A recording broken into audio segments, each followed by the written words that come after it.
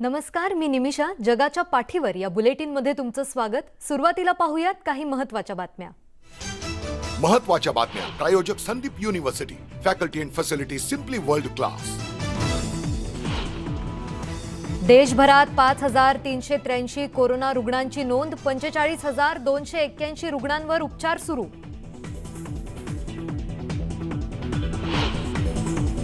रशियाचे राष्ट्राध्यक्ष व्लादिमीर पुतीनचे आशिंक सैन्य तैनात करण्याचे आदेश. तर युक्रेनमधील अपयशाचं समर्थन करण्याचा पुतीन यांचा प्रयत्न असल्याची ब्रिटनच्या पंतप्रधान लीज ट्रस यांची कडवी टीका. युद्धामुळे युक्रेनमध्ये कृषी क्षेत्राची मोठी हानी. शेतात शस्त्रांचे अवशेष असल्यानं जमिनीचं नुकसान. आणि राणी एलिझाबेथ द्वितीय यांना निरोप दिल्यानंतर लंडन हळूहळू पूर्वपदावर. नागरिकांनी बॅकिंगहॅम पॅलेस बाहेर ठेवलेले पुष्पगुच्छ उचलून परिसराची करण्यात आली स्वच्छता.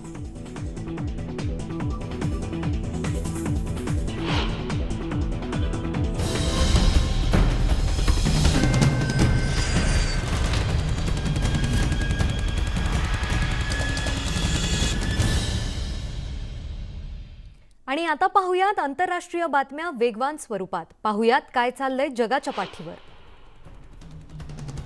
युक्रेनने गुरुवारी कैद्यांच्या अदलाबदलीची घोषणा केली आहे. मारियोपोलमधील स्टील प्लांटचे रक्षण करणाऱ्या अनेक युक्रेनियन सैनिकांना मुक्त करण्यासाठी अनेक महिने प्रयत्न सुरू होते. या बदल्यात युक्रेनने रशियाचे अध्यक्ष व्लादिमीर पुतीन यांचा एक मित्र आणि इतर 55 कैद्यांना सोडून दिलंय. युक्रेनच्या संरक्षण गुप्तचर विभागाचे प्रमुख कायरिलो बुडानोव्ह यांनी सांगितले की रशियन समर्थक युक्रेनचे विरोधी पक्षनेते विक्टर हे अदलाबदलीचा भाग होते. पुतीन यांनी विक्टर हे राजकीय दडपशाहीचा बळी असल्याचं वक्तव्य वारंवार केलं होतं. असा आरोप केला जातोय की रशियाच्या आक्रमणापूर्वी विक्टर हे युक्रेनियन सरकारचं नेतृत्व करण्यासाठी आघाडीचे उमेदवार होते, ज्यांची क्रेमलिननं युक्रेनमध्ये सरकार स्थापन करण्यासाठी समर्थन दिलेलं होतं. युक्रेनमधील युद्ध, सध्या सुरू असलेली महामारी, महागाईतील वाढ आणि हवामानातील बदल यामुळे 300 दशलक्ष लोक उपासमारीच्या उंबरठ्यावर आहेत, असं संयुक्त राष्ट्राच्या जागतिक अन्न कार्यक्रमाचे कार्यकारी संचालक डेव्हिड बिस्ले यांनी सांगितलंय. खत निर्मिती आणि निर्यात करणं अधिक कठीण होत असल्यानं आफ्रिका आणि आशियातील काही देश ठराविक प्रमाणात अन्नाचं उत्पादन करू शकत नाहीयेत. युक्रेनच्या खार्किव्ह शहरातील एका मत्स्यालयातील डॉल्फिन्सना रशियाच्या आक्रमणानंतर गेले 7 महिने युद्धाच्या आवाजांची सवय झालेली आहे. आजकाल मत्स्यालयात फारशी गर्दी नसते. शहरातील फक्त काही लोक 3 डॉल्फिन आणि 2 बेलुगांना भेट देण्यासाठी येतात. या 5 माशांना बाहेर काढणं आता जवळजवळ अशक्य असल्याचं डॉल्फिन प्रशिक्षक व्हिक्टोरिया यांनी स्पष्ट केलंय. बेलुगा खूप मोठे आहेत आणि सर्वात लहान डॉल्फिन फक्त 6 महिन्यांचा आहे आणि त्याला दर 15 मिनिटांनी खायला द्यावं लागतं. युक्रेनचे परराष्ट्र मंत्री दिमित्रो कुलेबा यांनी बुधवारी संयुक्त राष्ट्र सुरक्षा परिषदेत रशियावर जोरदार टीका केली आहे. कुलेबा यांनी कौन्सिलला सांगितलंय की रशियन मुत्सद्दीकडून खोटं बोलण्याचं सुरूच आहे. कुलेबा यांनी रशियन परराष्ट्र मंत्री सर्गेई यांच्या विधानानंतर हे वक्तव्य केलंय. सर्गेई यांनी व्लोदिमीर झेलेन्स्की यांना अपमानास्पद शब्द वापरले होते. दक्षिण युक्रेनच्या जापोरिझिया शहरात गुरुवारी झालेल्या रशियन क्षेपणास्त्र हल्ल्यात 1 जण ठार आणि 5 जखमी झाल्याची माहिती युक्रेनियन अधिकाऱ्यांनी दिली आहे. जापोरिझियातील 3 वेगवेगळ्या ठिकाणी 9 क्षेपणास्त्रांचा मारा करण्यात आला, असं जापोरिझियाचे प्रादेशिक गव्हर्नर ऑलेक्झांडर स्टारुख यांनी सांगितलंय. स्टारुख म्हणाले की रशियन सैन्याने पायाभूत सुविधांना लक्ष्य केलं आणि जवळपासच्या इमारतींचंही नुकसान केलंय. अमेरिकेचे अटर्नी जनरल मेरिक गारलँड यांनी युक्रेनचे प्रॉसिक्युटर जनरल अँड्री कोस्टिन यांची न्याय विभागात भेट घेतली आणि रशियानं फेब्रुवारीमध्ये युक्रेनवर आक्रमण केल्यानंतर झालेल्या अत्याचारांच्या चौकशीच्या मुद्द्यावर चर्चा केली. युद्ध गुन्ह्यांमध्ये सहभागी असलेल्या व्यक्तींना ओळखण्यासाठी, पकडण्यासाठी आणि त्यांच्यावर खटला चालवण्यासाठी अधिक जवळून काम करण्याचा दोन्ही देशांचा प्रयत्न आहे. दोन्ही सरकारच्या वतीनं गारलँड आणि कोस्टिन यांनी सामंजस्य करारावर स्वाक्षरीही केली आहे. आव्हान खूप आहेत, पण आम्ही आणि युक्रेननं सत्य आणि न्यायाचा पाठपुरावा करण्यासाठी अथक परिश्रम करण्याचं ठरवलंय. अत्याचार केलेले गुन्हेगार आता लपू शकणार नाहीत, हेच यातून आम्हाला स्पष्ट करायचे असल्याचं गारलँड यांनी यावेळी सांगितलं. युक्रेनचे राष्ट्राध्यक्ष व्होलोडिमीर झेलेन्स्की यांनी मंगळवारी अमेरिकेला रशियाविरुद्धच्या युद्धात युक्रेनच्या सोबत शेवटपर्यंत उभं राहण्याचं आवाहन केलंय. क्लिंटन ग्लोबल इनिशिएटिव्हच्या सप्टेंबरच्या बैठकीत व्हिडिओ लिंकद्वारे ते बोलत होते. झेलेन्स्की यांनी पाश्चात्य नेत्यांना युक्रेनच्या सैन्यासाठी त्यांचं समर्थन आणखी बळकट करण्याचं आवाहन केलंय. रशियाला दहशतवादी राष्ट्र म्हणून ओळखावे आणि रशियाच्या नागरिकांवर व्हिसा बंदी लागू करावी असं आवाहनही त्यांनी नेत्यांना केलंय. युक्रेनची राजधानी कीव्हमधील मॅकडॉनल्ड्सचं आउटलेट मंगळवारी पुन्हा उघडलं. युद्धग्रस्त देशातील परिस्थिती पूर्ववत होण्याचं हे प्रतीक मानलं जात आहे. अमेरिकेच्या या फास्ट फूड चेननं रशियातून बाहेर पडण्याचा निर्णय घेतला होता. एक प्रकारे हा युक्रेनला पाठिंबा असल्याचं म्हटलं जात आहे. सुमारे 7 महिन्यांपूर्वी रशियाच्या आक्रमणानंतर या बर्गर कंपनीनं आपली युक्रेनियन रेस्टॉरंट्स बंद केली, परंतु देशातील 10,000हून अधिक मॅकडॉनल्ड कर्मचाऱ्यांना पगार देणं सुरूच ठेवलंय. राजधानीत आता पुन्हा उघडलेली 3 रेस्टॉरंट फक्त डिलिव्हरी सेवा देत आहेत आणि त्यांना भरपूर प्रतिसाद मिळायला सुरुवात झाली आहे. पण मॅकडॉनल्ड्सने रशियामधील 850 रेस्टॉरंट फ्रँचायझी मालकाला विकले.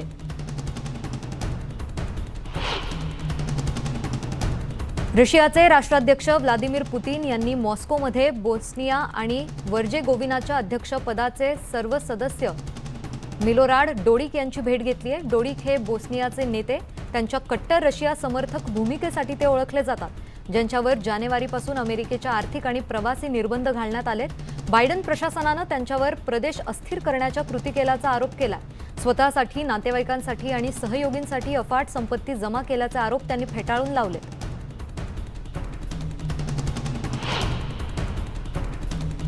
जागतिक वर्चस्व टिकवून ठेवण्याचे अमेरिकेचे प्रयत्न अयशस्वी असल्याचं रशियाचे राष्ट्राध्यक्ष व्लादिमीर पुतीन यांनी म्हटलंय.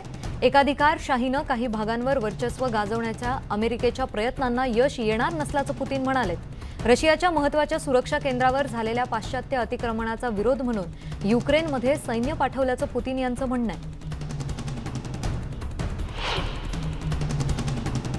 उत्तर खार्किव्ह प्रदेशात गेल्या काही महिन्यात लढाईत मरण पावलेल्या 7 सैनिकांचे मृतदेह युक्रेनियन नॅशनल गार्डच्या सदस्यांनी बाहेर काढले. एका ठिकाणी 4 मृतदेह एकत्रित पडलेले होते. त्यांच्या भोवती हेल्मेट, काही स्लीपिंग बॅग आणि युक्रेनचा ध्वज असलेली टोपीही आढळली. जिथे त्यांच्यावर हल्ला झाला तेव्हा ते विश्रांती घेण्यासाठी एकत्र आले असावे. प्लास्टिकच्या काळ्या पिशव्यांमध्ये मृतदेह ठेवण्यात आले. नंतर ट्रकनं ते शवगृहात नेण्यात आले, जिथे DNA चाचणी केल्यानंतर त्यांची ओळख पटू शकेल. मे महिन्यापासून भयंकर लढाया सुरू असलेल्या प्रदेशात सैनिकांनी प्रवेश केलाय. रशियाच्या सीमेपासून जवळच्या शेताचा हा काही भाग आहे. या महिन्याच्या सुरुवातीला युक्रेननं त्यांच्या दुसऱ्या क्रमांकाच्या खार्किव्ह शहराच्या आसपासच्या प्रदेशात घुसून जोरदार प्रतिहल्ला केलाय. रशियानं मागे टाकलेले रणगाडे, दारुगोळा आणि इतर शस्त्रे जप्त केल्याचं युक्रेन सैन्यानं चित्रित केलेल्या व्हिडिओ आणि फोटोंमध्ये दिसून येत आहे. युक्रेनमध्ये रशियानं सुरू केलेल्या हल्ल्याबद्दल अध्यक्ष व्लादिमीर पुतीन यांच्या विरोधात संध्याकाळी बेलग्रेडमध्ये नागरिक एकत्र आले. पुतीन मारेकरी आहेत, त्यामुळे आपल्या देशावर खरोखर प्रेम करणाऱ्या प्रत्येक रशियन देशभक्तानं सैन्य पुन्हा जमवण्याच्या पुतीन यांच्या कृतीचा निषेध करणं आवश्यक असल्याचं या नागरिकांचं म्हणणं आहे. या पार्श्वभूमीवर रशियाच्या सीमा लवकरच बंद होतील या भीतीनं नागरिकांनी देश सोडून जाण्याची तयारी केली आहे. विमानांच्या तिकिटांचीही विक्री सुरू झाली आहे. देशसेवेसाठी किती लोकांना बोलवले जाईल हे संरक्षण मंत्रालयाद्वारे निश्चित केलं जाणार आहे. लढाई आणि सेवेचा अनुभव असलेले 3 लाख राखीव सैनिक एकत्र केले जातील, असं संरक्षण मंत्री सर्गेई शोइगू यांनी एका टेलिव्हिजन मुलाखतीत सांगितलं. रशियाने युक्रेनवर आक्रमण केल्यापासून 50,000 पर्यंत रशियन लोक सर्बियात पळून गेलेत आणि अनेकांनी तिथे व्यवसाय सुरू केलेत. सर्बियामध्ये प्रवेश करण्यासाठी रशियाच्या रहिवाशांना व्हिसाची आवश्यकता नाही. हा एकमेव युरोपियन देश आहे जो युक्रेनमधील आक्रमकतेसाठी रशियाविरुद्ध पाश्चात्य निर्बंधामध्ये सामील झाला नाहीये. युक्रेनच्या पूर्वेकडील भागात शेतावरची सर्व कामं थांबवली आहेत. शेतात आणि इमारतींना मोटर क्षेपणास्त्रे आणि क्लस्टर बॉम्बचा मारा झाल्यानं खड्डे असलेल्या जमिनीवर पेरणी करता येणं शक्य नाहीये. गव्हासारख्या पिकांची कापणीही यामुळे शक्य नाहीये. आधी शेतात स्फोट न झालेली शस्त्र साफ करणं आवश्यक आहे, त्यानंतर लागवड किंवा कापणी शक्य असल्याचं धान उत्पादकांचं म्हणणं आहे. युक्रेनच्या अर्थव्यवस्थेचा कृषी हा एक महत्त्वाचा भाग आहे, जो एकूण राष्ट्रीय उत्पादनाच्या सुमारे 20% आणि युद्धपूर्वीच्या निर्यात महसुलाचा 40% हिस्सा असल्याचं संयुक्त राष्ट्राच्या अन्न आणि कृषी संघटनेनं सांगितलंय. युरोपचे ब्रेड बास्केट म्हणून ओळख असलेल्या युक्रेनवर लाखो लोक आफ्रिका, मध्य पूर्व आणि आशियातील काही भाग धान्य आणि सूर्यफूल तेलाच्या स्वस्त पुरवठ्यावर अवलंबून असतात. या भागातल्या अनेकांना आधीच उपासमारीचा सामना करावा लागतोय. फेब्रुवारीच्या उत्तरार्धात रशियाच्या आक्रमणामुळे शेतजमीन, पिके, पशुधन, यंत्रसामग्री आणि साठवण सुविधांचं नुकसान झालंय. तसेच वाहतूक आणि निर्यातीतही मोठे अडथळे निर्माण झालेत.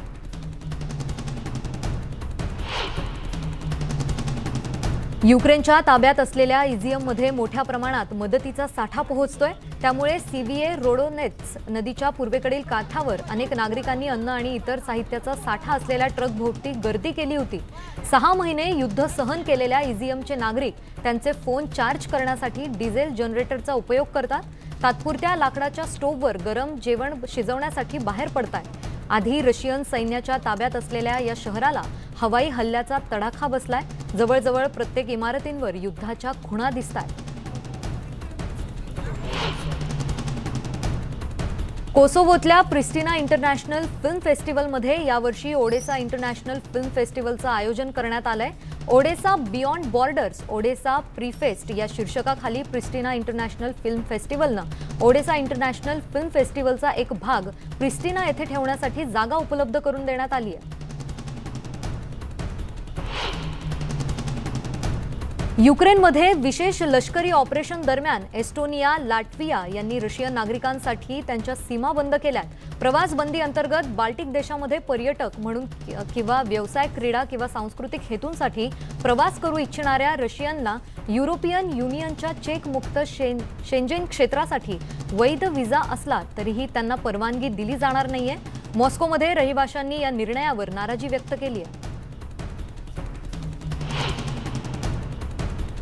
अल्जेरियामध्ये नवीन शैक्षणिक वर्षात प्राथमिक शाळेत परतणाऱ्या तृतीय श्रेणीतील विद्यार्थ्यांना इंग्रजी तसेच फ्रेंच परदेशी भाषा म्हणून शिकवलं जाणार आहे. फ्रेंच वसाहत म्हणून देशाला त्यांच्या भूतकाळापासून दूर नेण्याच्या दिशेने एक लहान परंतु प्रतिकात्मक पाऊल म्हणून या निर्णयाकडे पाहिलं जात आहे. अरबी भाषिक उत्तर आफ्रिकन देश हळूहळू देशभरातील 20,000 प्राथमिक शाळेतील मुलांपर्यंत इंग्रजीचा विस्तार करण्यास सुरुवात करण्याची घोषणा राष्ट्राध्यक्ष अब्देल माजिद यांनी जूनमध्ये घोषणा केली आहे. पुढच्या 3 वर्षांमध्ये ग्लोबल फंडसाठी अतिरिक्त 300 दशलक्ष युरो देणार असल्याची घोषणा फ्रान्सचे अध्यक्ष इमॅन्युएल मॅक्रॉन यांनी केली आहे.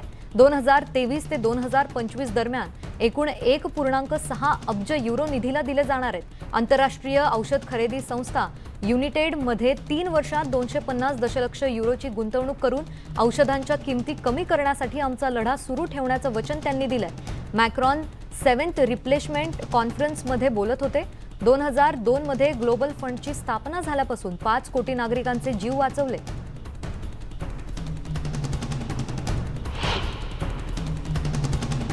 अमेरिकेत वणव्यामुळे धूर पसरलाय. त्यामुळे बुधवारी नॉर्थ सिएटलमधील हवेची गुणवत्ता खराब झाल्याचं प्युगेट साऊंड क्लीन एअर एजन्सीने म्हटलंय.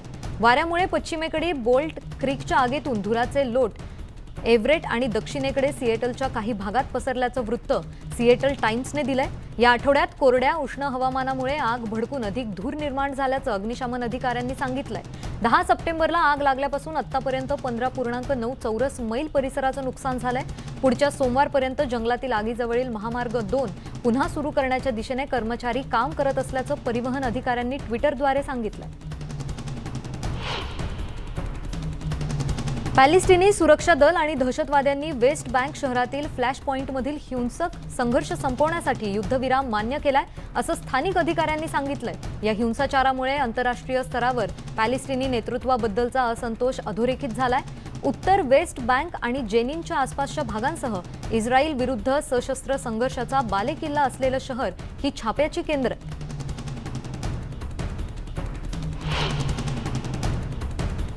फिलिपिन्सचा हुकुमशहा मार्कोस यांच्याकडून अंतर्गत छळ आणि इतर अत्याचारातून बचावलेल्यांनी 50 वर्षांपूर्वीच्या त्यांच्या मार्शल लॉंच्या घोषणेवर न्यायाची मागणी करत रस्त्यावर निदर्शनं केली आहेत. त्यांचं म्हणणं आहे की मार्कोसने सप्टेंबर 1972 मध्ये फिलिपिन्समध्ये मार्शल लॉ लागू केला, ज्यामध्ये गैरवर्तन आणि लूटमारीची पुनरावृत्ती रोखण्याचा उद्देश होता. 1986 मध्ये सैन्य समर्थित पीपल पॉवरच्या उठावात हुकुमशहाला पदच्युत करण्यात आलं होतं आणि 3 वर्षांनंतर त्यांचा मृत्यू झाला होता. त्यांचा मुलगा फर्डिनांड मार्कोस ज्युनियरने निवडणूक जिंकून पदभार स्वीकारला.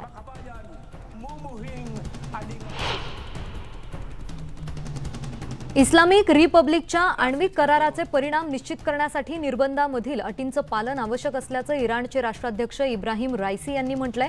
न्यूयॉर्कमधील पत्रकार परिषदेत बोलताना त्यांनी कराराचं पालन झालं पाहिजे आणि आपण त्यासाठीच करार करतोय हे आवर्जून म्हटलंय. आंतरराष्ट्रीय अणुऊर्जा एजन्सी अणु करार पुनरुज्जीवित करण्याच्या प्रयत्नांमध्ये तेहरानच्या सहभागाच्या अभावावर त्यांनी चिंता व्यक्त केली आहे.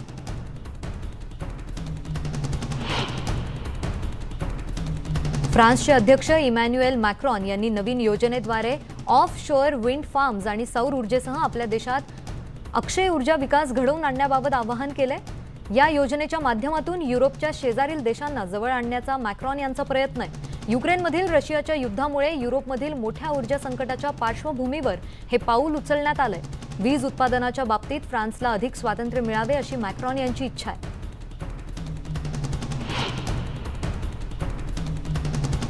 लेबनॉनमधील बँका अनिश्चित काळासाठी बंद राहणार आहेत. प्रस्तावित सरकारी सुरक्षा योजना नाकारल्यानंतर लेबनॉनच्या बँका अनिश्चित काळासाठी बंद ठेवण्याचा निर्णय घेण्यात आलाय. या निर्णयावर स्थानिक नागरिक आणि व्यापाऱ्यांनी रोष व्यक्त केलाय. या परिस्थितीमुळे काही गरजू लोकांनी थेट बँकेत घुसून वादावादी केल्याचे प्रकारही होताना दिसतायत. गेल्या आठवड्यात किमान 7 बँक शाखांवर हल्ला झाल्यानंतर हल्लेखोरांनी त्यांची अडकलेली बचत परत देण्याची मागणी केली आहे. वॉल स्ट्रीटवरील स्टॉकच्या घसरणीनंतर तैवान शेअर बाजाराची निच्चांकाची सुरुवात झाल्याचं बघायला मिळालं. फेडरल रिझर्व्हने व्याजदरात वाढ केल्यानंतर बुधवारी यूएस स्टॉक कमी होऊन मार्केट बंद झालं. येत्या काही महिन्यात या स्टॉकचा दर वाढण्याची अपेक्षा व्यक्त केली जाते.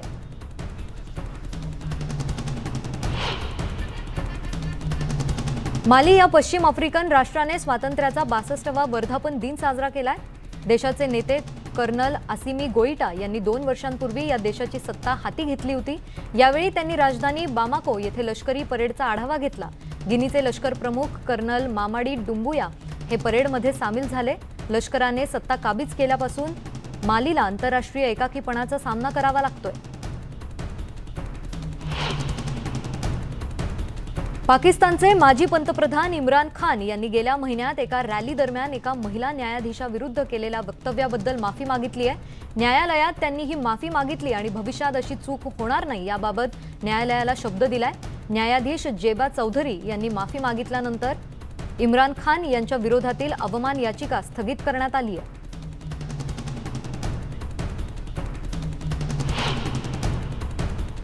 जगाच्या पाठीवर अजूनही बातम्या पाहणार आहोत, पण तुर्तास घेऊयात एक छोटीशी विश्रांती. तुम्ही पाहत रहा न्यूज 18 लोकमत.